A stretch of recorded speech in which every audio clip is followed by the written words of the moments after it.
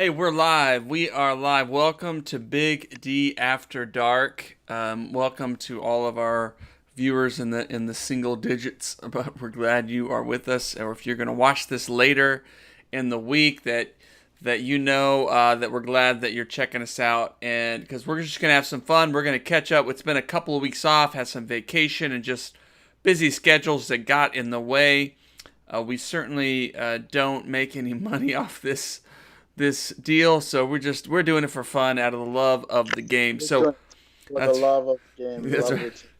So welcome. We're here to talk FC Dallas. I'm Nathan Hill at Nathan J Hill, and over there right now is Jose Carmona at El Chico Carmona.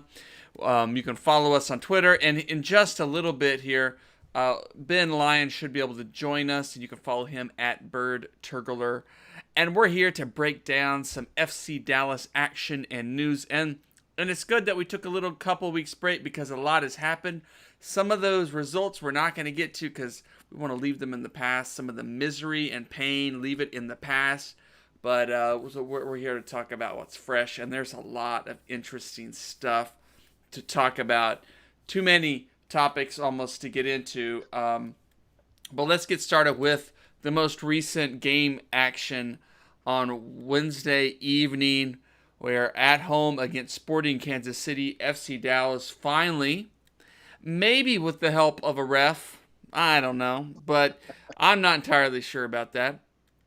FC Dallas secured 3 points to sort of end their poor run of play and come out with a much needed 3 points against one of was becoming one of the best rivalries on a regular basis, Sporting Kansas City. Jose, what'd you think about that game? FC Dallas did enough, right? They did enough. I wouldn't. Can you call it a rivalry? I mean, I can't tell the last time that Sporting has won a game against Right. FC Dallas. I mean, is it really truly a rivalry? I mean, it's chippy, and there's a lot of complaining coming from the other side, but all the winnings happening on the FC Dallas side. And you know what? They reviewed that. I don't care. You have to be a Sporting Kansas City homer and say, "Oh, they didn't review it." No, they did. Oh well, then they got not only did the refs get it wrong, but the VAR people got it wrong. So no, look, maybe if that game's in Sporting, they get that call. Mm-hmm. Maybe they don't bother reviewing it, but it's basically that's a 50-50 call, and you should get those at home. I'm sorry. You're playing at home. There's the one advantage you should have is those 50-50 calls should at least go your way. Right. And that's the way I see Right. it is if it was a Sporting Kansas City, fine, Right. but it wasn't. It wasn't Dallas, and it was a close call, and it could have gone either way, and the home team got it, and that's just the way it rolls. And I'm sorry. Better luck next time, guys. No, actually, I don't wish you any luck at all. That's right. Oh, and here we are. Ben is joining us. He Um, is appearing there in the middle of the feed. Hopefully, we'll see his beautiful face, his visage in just a bit. Like, you know, yeah. I Nope, mean, I. Oh no. Okay, not tonight, Ben. get out of luck tonight. Okay, all right. Well, Ben, let you jump in here on the Sporting Kansas City result. A nice 1-0 win at home. I feel like this is like that old internet meme thing. It's been a long time, but like, what color is the dress? Like you watch that play enough, you can see whatever you want to see in it. Oh, he tackled. Mara tackled the player, the SC player. Is blanking on his name right now. Kinda, and but at the same time, refs always, and it's hosed FC Dallas in the past has made calls that benefit the ref, that benefit the goalkeeper in that 6 yard box. And that's part of the laws of the game to kind of give some preference for the safety of the goalkeeper.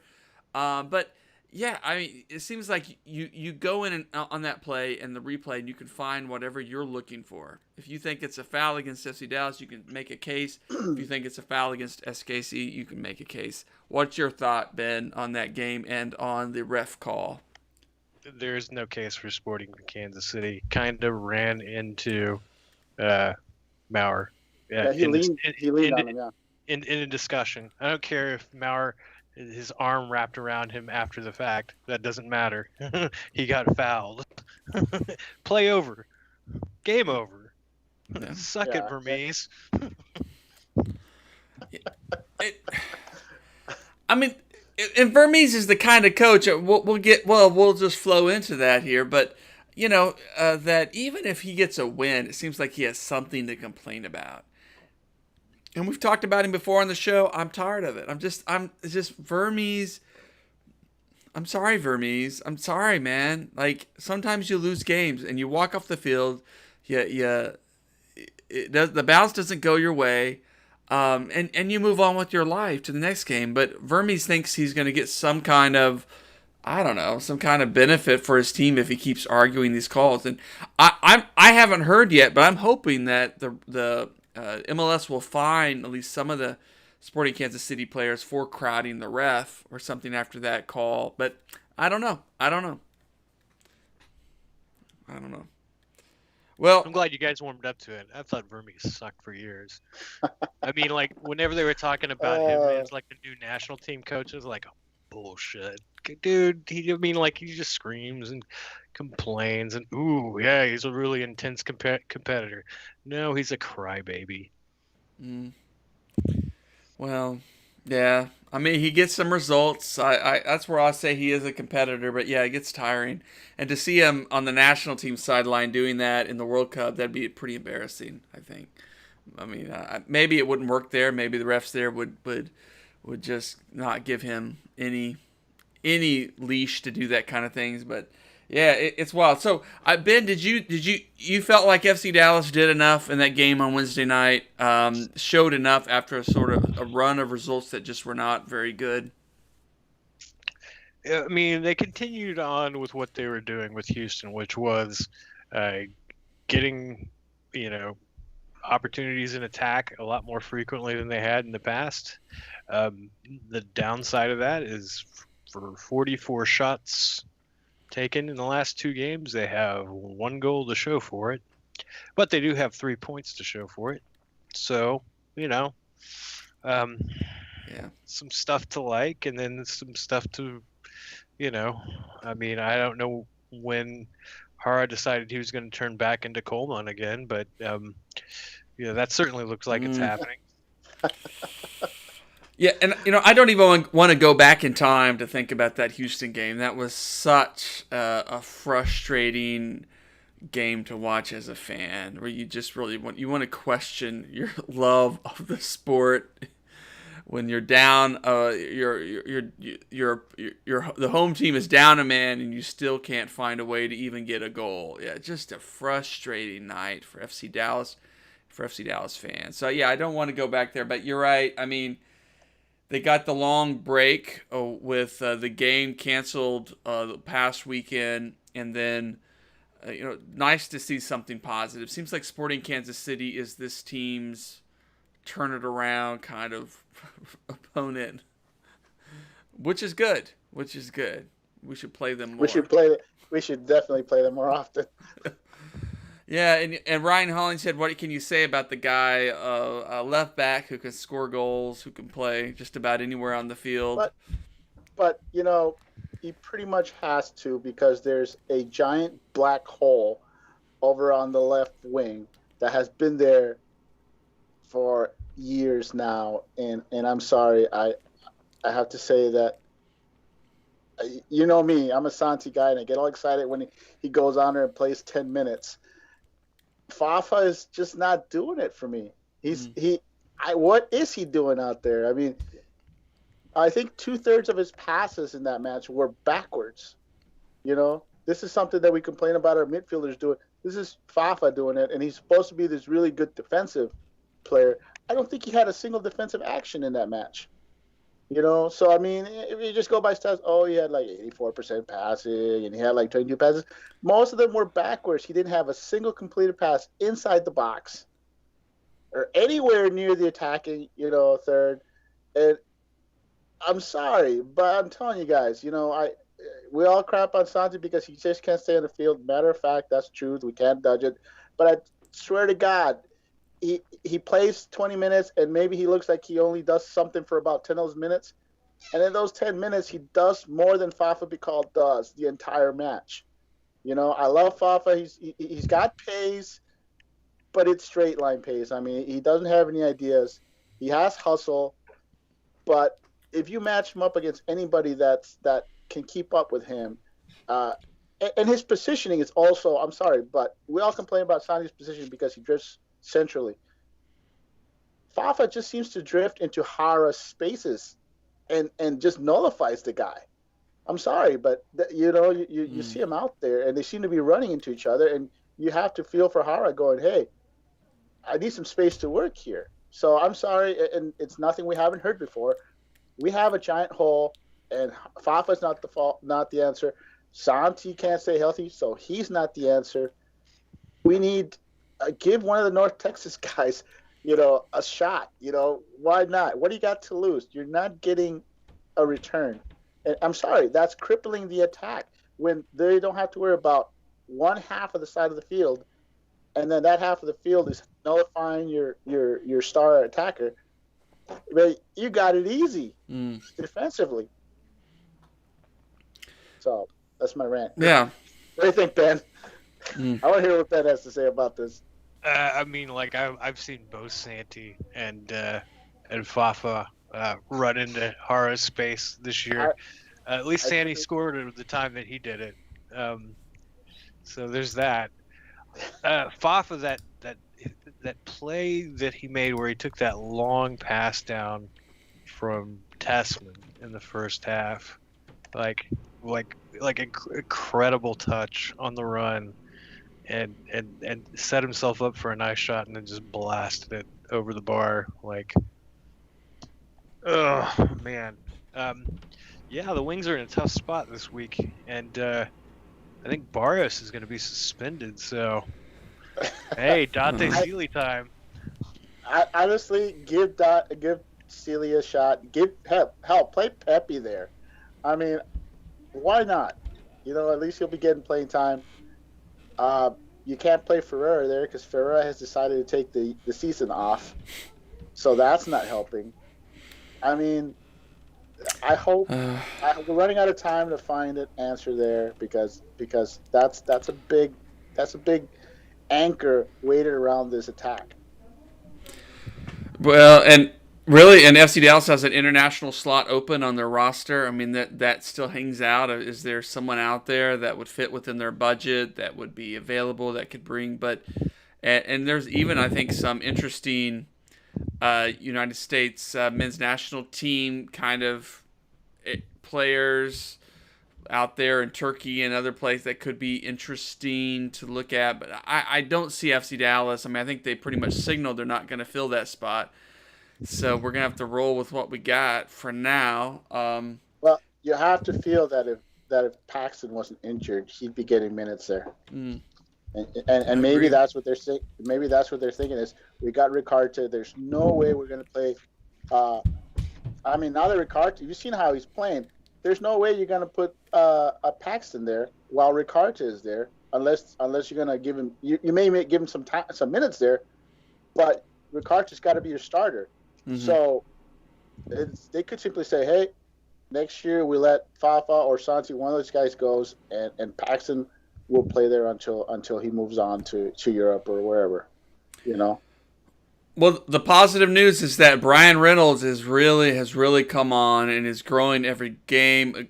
That filthy assist there. I mean, he brings some tools that he's just a different player than Reggie and has some skills that Reggie didn't have. I mean, I think Reggie had some skills that Brian doesn't have yet, but you just see the future is bright. That kid it's an incredible rise. Sure, he'll have some ups and downs in the coming weeks, but what a performance from the guy. I think they're mirror opposites, where Reggie was, I thought he was a great defender who was learning how to operate in the attack in third, where Reynolds seems to be a great attacker who's learning how to operate, on the defensive side. And, hey, Sporting came after him. That's the one bright spot in this match is Sporting attacked. Over 50% of attacks were on Reynolds' side, and he snuffed everything out. I'm not by himself, but he proved that it was not a weakness. You either go at him or you go at Hollingshead, and right now Hollingshead and Reynolds are two of our strengths. So I mean, it's great to see. It's great to see it. I think, like I said, it's you can just see it. If we could just fill a hole, or find something workable, then this team could balance itself out, and we need to stop being one dimensional. Is the bottom line. We need Hollins. You need Hollingshead and Reynolds to basically bail us out, because our center forward and our left wing aren't helping. Well, let's shift gears. Let's head out and let's talk about North Texas SC. This has not been their year, and we've covered them a little bit in our conversations here. But the good news is that there is still a possibility, however slim, for them to continue their surge and potentially get into one of those final two spots there.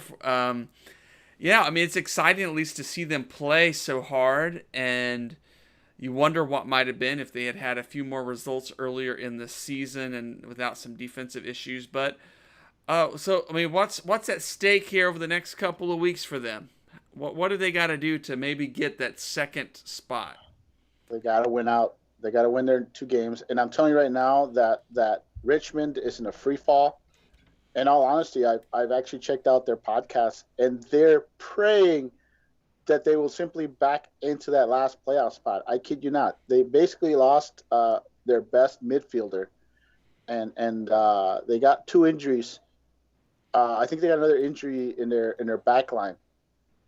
And it's just thrown that team in disarray, because here's the thing. This is the strength that North Texas has that other teams don't have, the independents don't have, is they don't have depth. So an injury to one of these independent clubs, to one of their starters, is a massive setback. They just simply don't have the depth to cover up for a guy who, especially if it's a key player, maybe an average player, maybe any other starter, but if it's a playmaker, they're a host, and that's where Richmond is right now. I know people are saying, well, you need Richmond to collapse. They've been collapsing because they don't have answers to replace their 2 starters that they lost. North Texas, on the other hand, they're the opposite. It's hard to explain to independent fans. I'm telling you right now, independent club fans hate the MLS 2 teams. They bunched them all up together, where North Texas doesn't fall onto in that average MLS 2 teams. North Texas has full integration, and that's actually been their weakness this season, is that they've been unable to use the full integration because of the COVID and stuff. So the first half of the season, they were crippled by the fact that they could not play, lend down FCD players, and they couldn't go into their deep pool of academy kids. Now they've dipped into the FCD Dallas senior roster pool for the second half, and they recalled Evans, they recalled Arturo, they brought in the big guns, and my biggest thing that I was talking about, people weren't listening, but I was saying, with college soccer, what's going on, people don't realize the FC Dallas Academy has a ton of talent in college. And some of these kids, if North Texas goes after them in the second half as recruits and brings them into their fold, they have a ton of talent to choose from that people don't talk about. And that's what they did. They went out and got Nicky Hernandez, who started from day one. I mean, he wasn't even here a week, and he slotted into a starting job, and he's been amazing. You're talking about a kid who, had he stayed his senior year, was a potential first-round MLS pick coming in mid-season, and he's one of the reasons the team is on fire. And the other kid that they brought in from college, he signed a academy contract, so he can return to college next year is Bonilla. So, I mean, that's resources that no other team has. Well, Ben, I want your thoughts on North Texas because I mean, I think as Jose has set us up there. I mean, it's been a great thing to finally see Nkosi Burgess and to see Yes. Eddie Munjoma getting minutes with the team. Edwin Cerrillo as well getting some more minutes again so he can continue his development. And then, of course, FC Dallas signed Justin Che, to a pro deal, and the kid has looked promising and exciting. And I don't think Nicky Hernandez is that far behind either. I mean, I don't know how many slots they, but I'm excited about him as a potential for FC Dallas. So, just give me a sense of you watch some of these guys play, and Burgess and Munjoma, especially. What are some of the positives you see out of this, even if North Texas maybe doesn't make the final two spots? Well, I mean, it's good for him to get pro minutes. I mean, you know, it's really hard to gauge that level at this point in time, but it's definitely a cut above academy games. It's probably a cut above most college games. And it's a professional environment. I mean, it's still like it's hard to be like too jacked up about it, just because it's been an underwhelming season. Like they should be near the top of the league, and they've underperformed and struggled. They are near the top of the league, by the way. just so you know, the false narrative is that they're having a bad year. They're having a bad year by the ridiculous standard they set last year. Most people that watch USL League One had them picked 5th or 6th on the season. So right now they're sitting 4th. They're actually, despite what everybody says, they're actually performing above where everybody had them. The favorites this year were Greenville, they were Madison, Chattanooga, and Union Omaha was the dark horse. North Texas wasn't even being talked about, and everybody's saying, "Oh, they're having a horrible year." They're having a bad year by their standard, but they're not having a bad year actually. They're actually, if you know the team and you see what they went through, they're performing really where they should be. The first half they had to rely strictly on North Texas players, and it showed. And now that you're getting the FC Dallas players in, and you're getting, we're able to dip into and recruit some of their college kids, they're crushing everybody. New England, the draw. Any other week, it's a great result because New England was just killing everybody. They're just crushing everybody.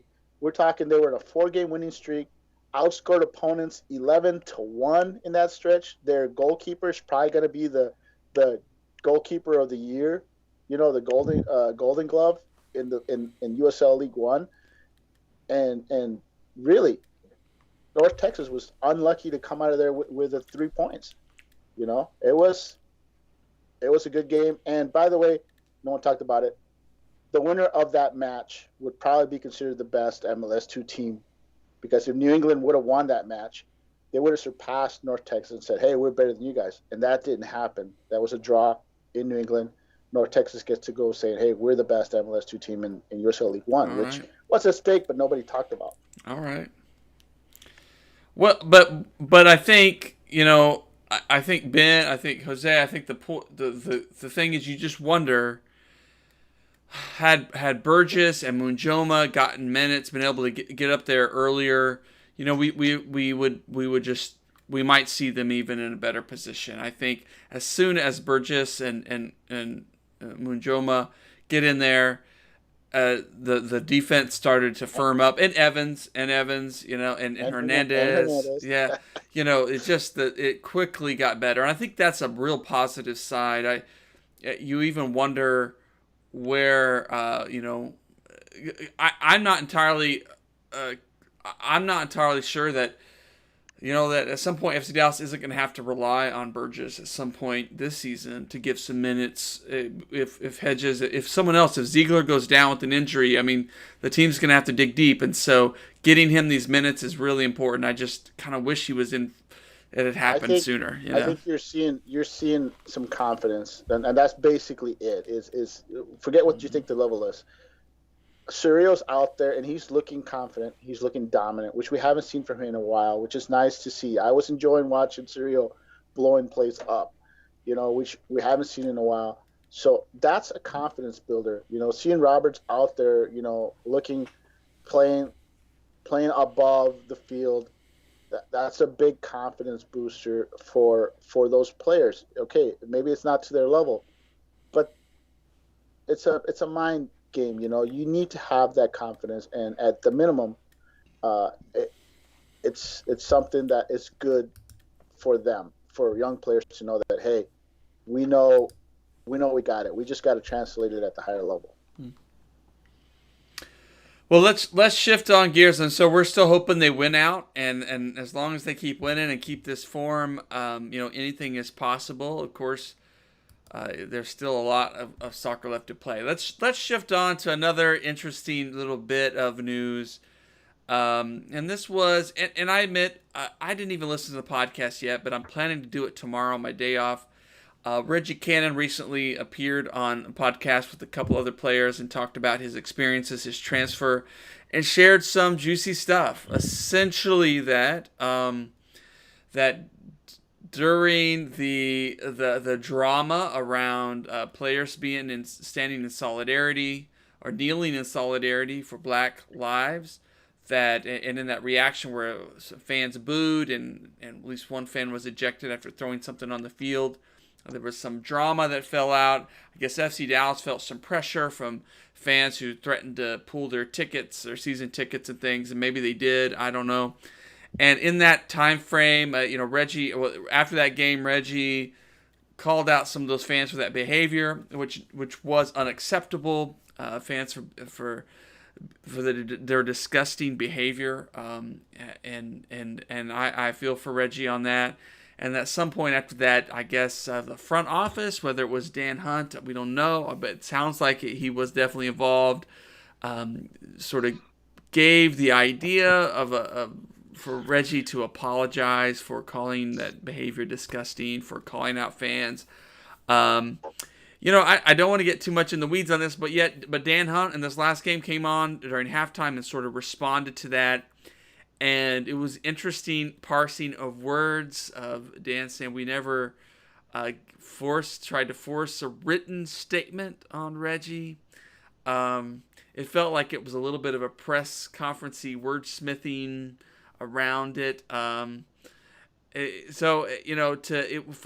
this moment, we seem to see a little peel back of the curtains from the family atmosphere of this club, and to see that things were not all rosy and not all wonderful. At least Reggie had some, was grateful to leave. I think the club did him right, but certainly was left with some simmering, lingering issues to deal with, or at least some pain with that exit. Let's start with you. I mean, just give me your side. I don't know. I don't think we call this Reggie Gate or Dan Hunt Gate or Apology Gate. I don't know. We got a name for it, but I don't know. What has been your thoughts about this?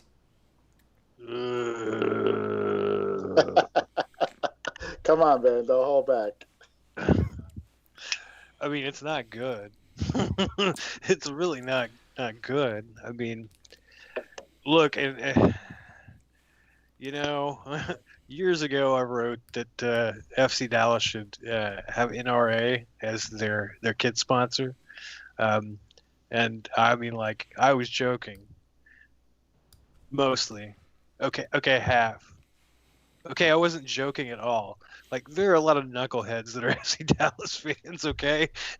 And, that's a tough thing to negotiate. If you're the Hunts, if, your athletes caught up in, simmering political moment. The moment of their day, their generation is right now.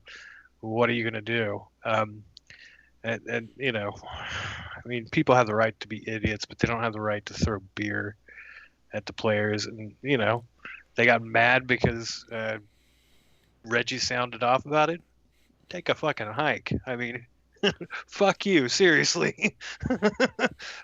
And you know, that I know that bothered a lot of us.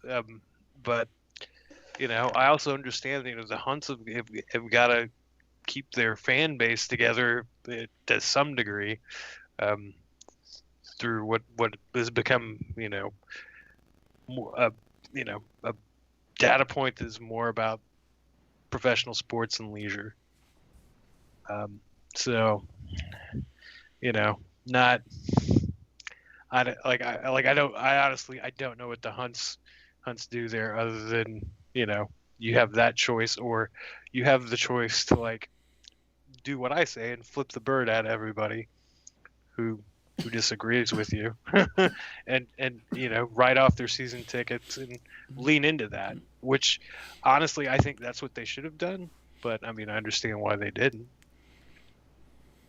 So, the exact words from Clark were, "We met with Reggie the day after the game and talked with him after the game and talked to him about upcoming media opportunities and how he wanted to go through this, and provided different opportunities, and he declined those opportunities."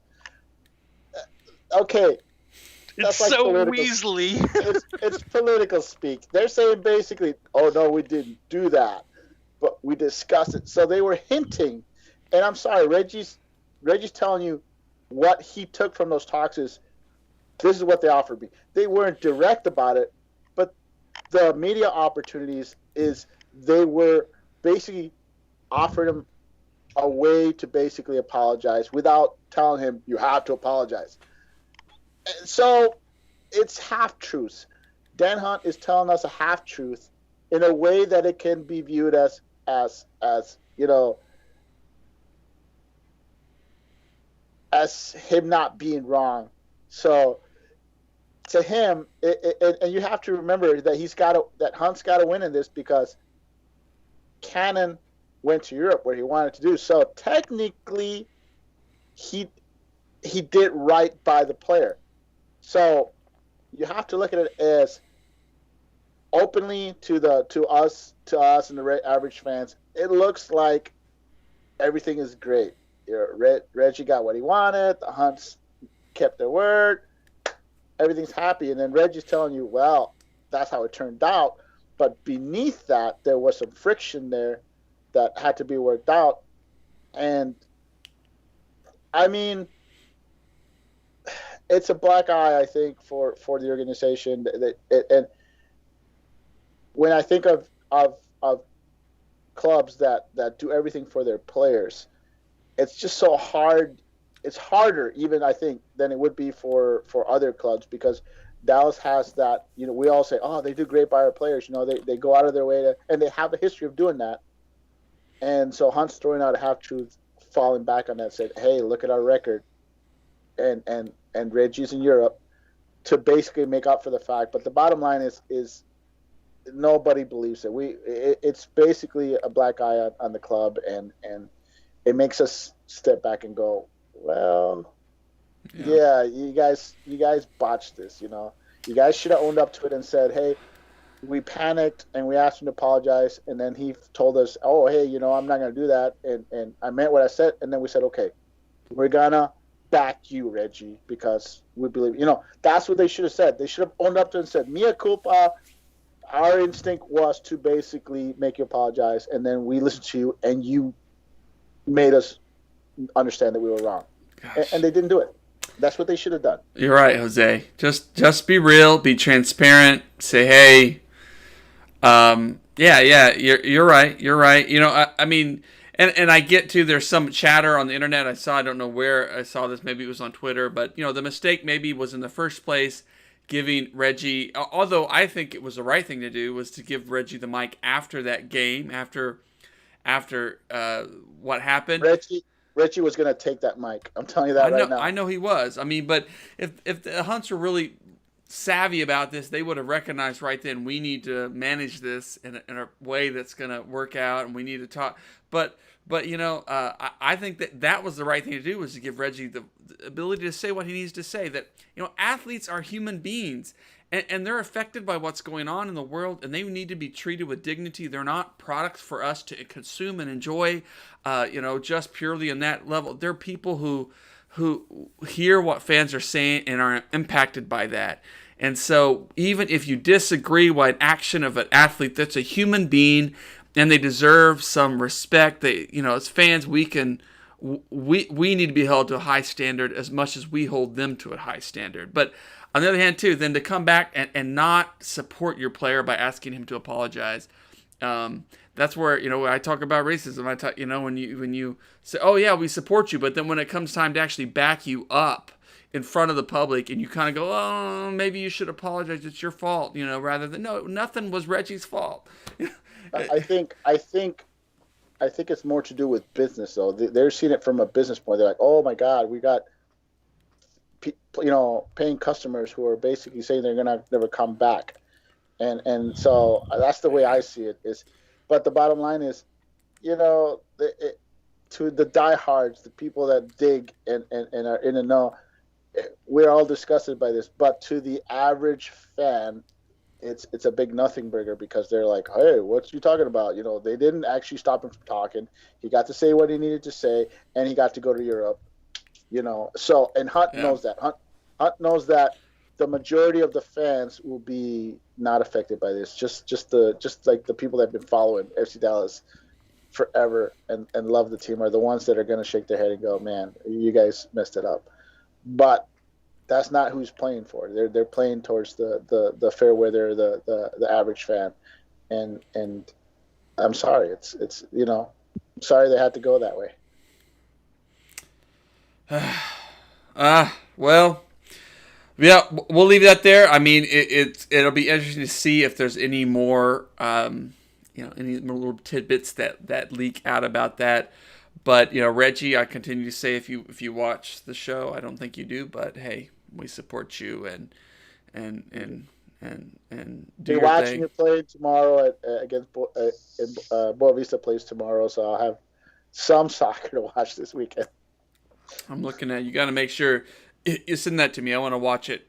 Maybe I'll watch it and I we will. can trade some stuff. All right, let's shift to one of Ben's favorite topics, the Supporter Shield. I don't know if that is one of Ben's favorite topics, but of course, so this is an interesting. First of all, so the Shield, the Shield group, which is a fan group, so the Supporter Shield is not under MLS, is not under Major League Soccer, and so sometimes that takes. We need to frame that, because I think people get surprised about these things. But the Supporter Shield's player associate or whatever fan association made a decision not to award the Supporter Shield this year, and the reasoning for a variety of things. And there's been a lot of some pushback against this, some drama about this, but essentially that this is such a weird season, and now with games being canceled left and right because of COVID-19 positive tests from players and team staff, we're going to end up in a scenario where it is likely many teams will not have played the same amount of games as others, and so if there's even a ranking at the end of the season by points per game, it's going to be really hard to confidently say who really deserved the Shield, who was the best team with the best record. And I know there's been conversations in the past about this when MLS has had unbalanced schedules, and it's not your classic home and away against every team in the league, where these kinds of things really, I think, matter and seem to just make a lot of sense. But so it's been a dramatic thing, because there has been pushback, including from Toronto FC head coach Greg Vanney, who wrote, or who quote said, "My players are pissed. It's a huge sign of disrespect to the players. It has arguably been the most difficult season in the history of our league, where people have put their health at risk to play and put games on television for fans. This season has required a huge commitment from all teams. People were genuinely afraid for their health. It is a disgraceful decision that delegitimizes the whole idea of the Shield, in our opinion. Those who made the decision are like kids in a park who take the ball away when the game isn't going their way. It's childish and a symbol that they don't know how sports operates. Ben, what's your thought? Go. More like Greg Whiny. No, I mean, like, honestly, I don't get it. I mean, like, seriously, who cares if the league is unbalanced and they have to do it by points per game, or, I mean, plenty of times that conferences are, stacked with weaker teams because of expansion, or just the teams being generally crap. I mean, you saw that for the East for several years. So yeah, I don't get it. I mean, if people want to argue about the legitimacy of the Supporter Shield for this year, we'll let them do it, because it's a fun little thing to discuss, and we can punch each other over it and have a good time. But if there's no Shield, no good time. So I don't like it. Not for the same reason that Vanny doesn't like it, but I don't like it.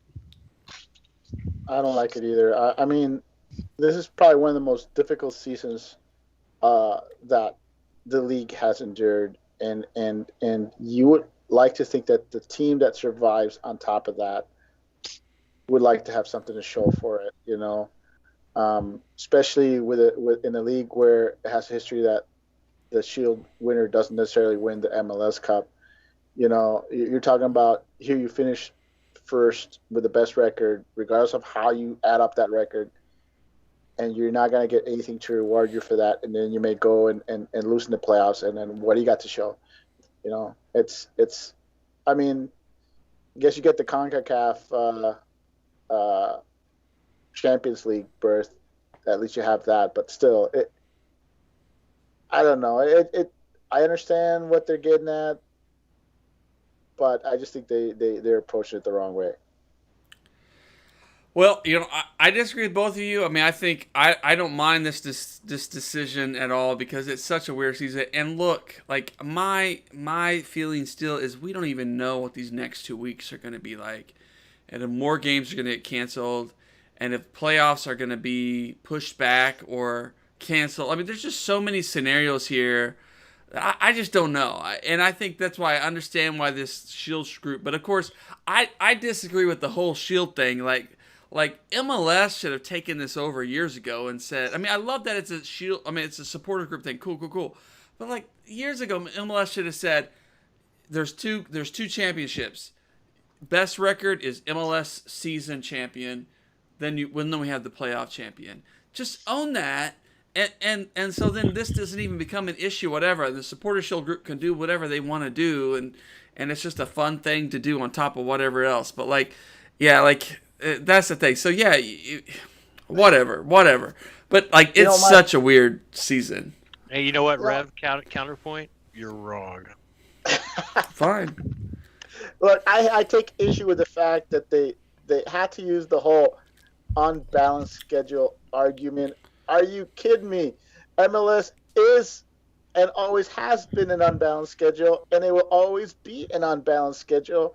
So the fact that they used it as a part of their argument, just, I can't accept it. I'm sorry. You tell me, when's the last time MLS didn't have an unbalanced schedule? Please. I would like to know. Well, the hottest take out of this, though, which I find delicious, it's incredible, I don't agree with, which is that some fans, some voices of dissent were saying, well, look where this announcement is coming from. It's coming from Los Angeles. And, the teams that are not going to be in the mix for this are the LA teams. Well, the teams that thought they'd be running away with the Shield are battling each other for it, Yeah, and so that's cute. I mean, it's a nice thing because certainly FC Dallas isn't in the mix for this, and nor do I think the teams that are losing out in games like Colorado or Minnesota has been out on some games. They're not certainly going to be in the mix for this thing either. But so it is just a weird season, and that's the part I agree with. I just think it's an unusual season, and if the Supporters Shield, if that is their criteria to say our award is for someone who plays a typical MLS season, whatever that is, however they define that, I get it. And we don't know even what the next 2 weeks are going to look like with rising COVID-19 cases. But all right, we've said our piece on that. We don't need to spend any more time. It is what it is, and we'll see if they reverse course in the coming weeks. Let's close up our time together by talking about next opponents. Of course, we have a Tuesday night game at Nashville, and then 4 days later, I believe Saturday night game at Real Salt Lake. A brutal week for FC Dallas. At least they had the weekend of rest. But this Nashville game, for me, it is a benchmark to see, has FC Dallas figured something out? Are they gonna be able to break down this Nashville defense and get some points back that they gave up at the beginning of this campaign? So I'm really excited about that match, even though I'm not particularly hopeful. But it would be exciting to see them do something positive there. What are your thoughts about these two next matches, and how many points do you hope FC Dallas comes away with this week? 6. Like an expansion team in Real Salt Lake? I mean, what's Real Salt Lake doing this year? They're below the playoff line. What do you think about that? They are below the playoff line.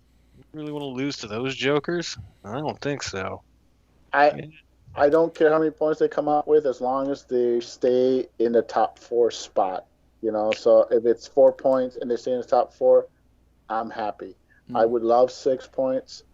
But I think people forget that Nashville is having a good year for an expansion team.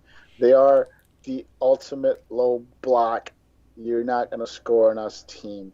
And we all know FC Dallas has had trouble breaking those guys down. So I'm hoping for a 1-0 win, but I wouldn't be shocked with a 0-0 draw, against Nashville. It's just, I think Dallas has seen enough that they'll figure it out. But like I said, I'll take a 6 points. If they get 4 points and stay in the top 4, I can live with that. Well, if Barrios is suspended Tuesday night, that gives him some extra rest, and so maybe FC Dallas just unleashes him against Real Salt Lake, and he scores a hat trick or something, right? Against that team. Which, I mean, Real Salt Lake is still a decent team. They've got some really solid players. Hasn't been their season, but I think they won this past weekend, if I recall. I think they beat Portland. I'm not sure. Portland, yeah. Yeah. So they could still be a decent team, I think. So 4 points for me would be a great week, but 2 points may be more likely. And if that just keeps FC Dallas in contention, I'll take it. You just jinxed us, Nathan. You just jinxed us. Come on, you shouldn't be talking about that stuff. Well, no, you should be talking 2 points. Look, come on.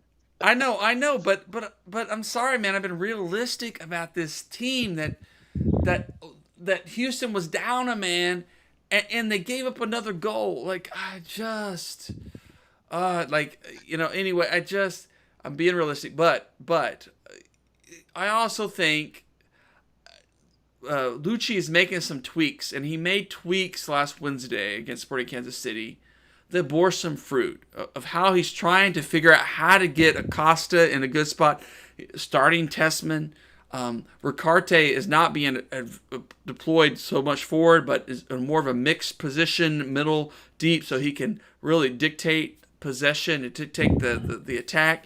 There's some really positive things happening, so I do hope that all clicks in some game. And maybe it clicks on Tuesday night, and we see this team really pour it on or break through.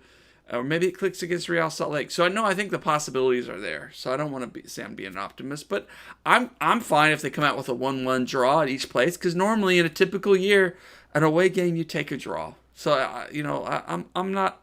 I think there's still being some optimism there. Yeah, they've drawn too much. I mean, I agree, but yeah. Go for 3. Go light your hair on fire and go out there and get 6 points. Yeah, you can take it. And you know what? Regression to the mean. You've been taking a lot of shots. Take another 44 shots in the next 2 games, and you're going to score 6 goals instead of 1. Yeah, it's a team that basically, let's face it, when they have to dig into the bench, they gotta bring in the young guys, and for a young team, it's very hard to get that consistency, and that's what we're seeing. I mean, we're seeing Dallas on a roller coaster. They're down, they're up. I think currently they're up, and I like to see them stay up and not have that down again. So I think we'll be fine. Nashville is Nashville isn't necessarily a dangerous team. They're a defensive team, and they're gonna ugly it up. And as long as you don't give up that counter goal, there's no reason why Dallas shouldn't have their shot to get 3 points out of there. And in all honesty, I demand 3 points. Okay, they gave up a road loss to Nashville, and they need to make up for that. And I'd be willing to forgive them a little if they go out to Nashville. Yeah. So as a fan, I need to see them beat Nashville, because I can't sit here and go, oh man, we lost basically a series to Nashville. That's not gonna sit well. You're right. You're right. They need to win on Tuesday night. I mean, I think that's why I'm excited about this game. I think there's possibilities for FC Dallas to and they're rested, so that we can't use the whole, hey, they've been playing. They played a lot of games, so you could blame some of their poor play on fatigue, even with the heavy rotation. But shouldn't be an issue here, at least not against Nashville. Good. So, all right, good. Well, if it's 2 points, I may take it. If it's just if FC Dallas still hasn't figured thing out, but you're right. Let's ask for 4 points this week. Let's ask for this team to go out and figure things out. Let's do that. I think I can live with 4 points with 2 road games. I like Ben 6 points. Or if there's. I think we would all. I'm feeling greedy. Yes, I honestly I prefer the team go undefeated, but that's not going to happen. But. Well, let's leave it there. We had a lot to catch up on, almost an hour show. So thanks everyone for joining us. Everyone who's going to watch later. Last thing. Oh yeah. MLS Reserve League. I'm hearing that Dallas will probably field a U23 team.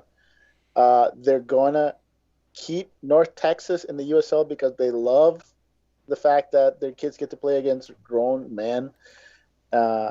And I'm excited for if I'm hearing basically the reserve team for Dallas is basically going to be the U19s playing up. Dallas loves to play their kids in age up. So I don't know if it'll be the U19B team that's playing at reserve leagues, but I don't care because I think the academy can handle having 2 reserve teams. And I'm excited about that. I don't care how it is. I don't care if it's the kids that are at the bottom, that they're on the board on the fence on, because once MLS opens up those rights, where you can recruit anyone from the country, it won't matter.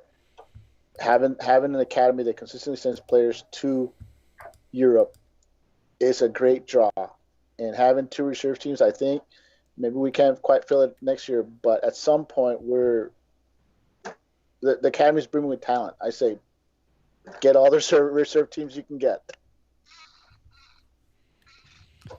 It's an exciting development. I think it's something that we will keep watching and look forward to. I think you're right. It's going to be really interesting to see another opportunity for players to get rehab minutes and for players to develop. Without disrupting the flow of North Texas, to throw in a guy like Burgess, but maybe he gets some minutes at U23 sometimes. Yeah, so it's an exciting thing. Here's the thing, though. I think the reason why Dallas should have a U23 team and North Texas is because you saw this year with the whole COVID and stuff, where they weren't willing to allow players to travel with North Texas most of the year. Then those players would get minutes with a reserve team, and also some of the guys that suited up on game day for FC Dallas that didn't get off the bench, then you can throw those guys out there to get some minutes. So I think it's a good thing. Well, let's leave it there. Thanks everybody for joining us. Remember to get your fix for some FC Dallas news and chalkboard pieces and other stuff at bigdsoccer.com. We will see you hopefully next Sunday night with 2 more games to talk about. See you then. Good night. See ya. Doodles.